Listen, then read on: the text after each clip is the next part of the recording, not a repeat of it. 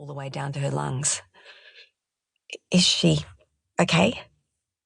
She's stable for now, though during the event she also broke her wrist. Look, are you able to come in?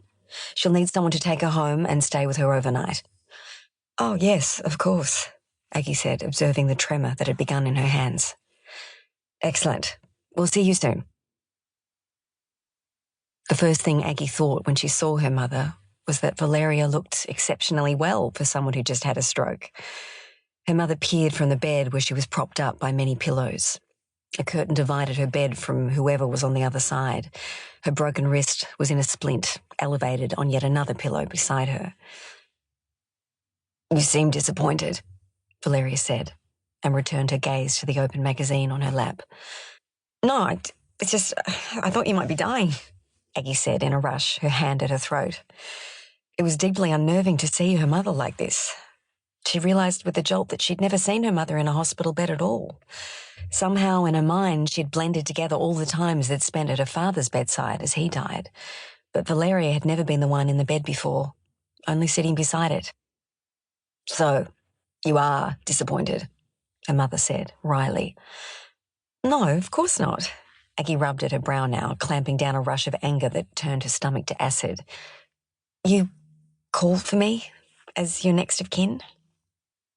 She said the words cautiously. It sounded bad. A stroke is not bad enough for you? Mum, please. I'm trying here, Aggie said, calmly. Despite her mother's apparent stoicism and still sharp tongue, she undoubtedly had an awful scare today and was probably in shock, not thinking straight. Valeria sighed and slid the magazine off her lap. She couldn't quite reach the bed tray next to her, so Aggie took the opportunity to approach her and help. Thank you. Aggie pulled up a chair and sat down, straight-backed. What happened?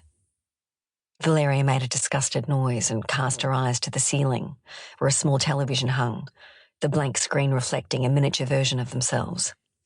Oh, I was in church this morning, as usual. And I simply came over all funny. Funny how? Things went black, her mother said, quietly now, her fingers picking at a loose thread on the hospital's cotton blanket. I tried to speak to Elka next to me, but I couldn't get the words out. For a moment, her mother's face reddened and her eyes brightened with tears. I tried to stand, but I fell. That's when this happened, she said, nodding to her left arm. Oh, Mum, Aggie said, reaching out a hand to place on top of her mother's unbroken one. That must have been frightening. Valeria didn't answer but chewed her lip. Then she laughed emptily and withdrew her hand from Aggie's, running it through her short hair, the curls flattened on one side. She tried to fluff it up. Oh, I must look a state. You really don't, Aggie said. You look amazing, strong as ever. Yes, well, that's how it is with these transient things, Valeria said, grinding her teeth over the last two words with distaste.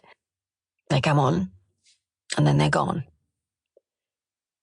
Aggie waited a moment. I spoke to the doctor before I came in. Her mother glanced at her, suspicious.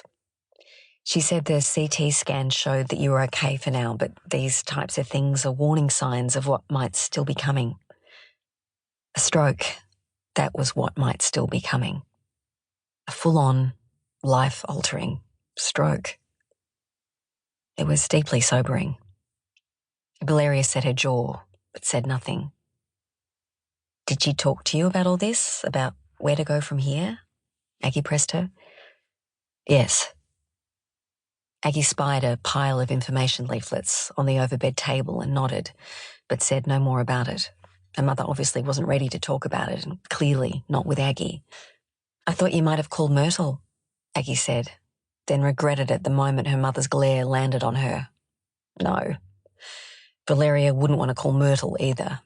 She wouldn't have wanted to call anyone. Anyway, Aggie said heartily, I'm here now and happy to help. Her mother swallowed tightly and nodded.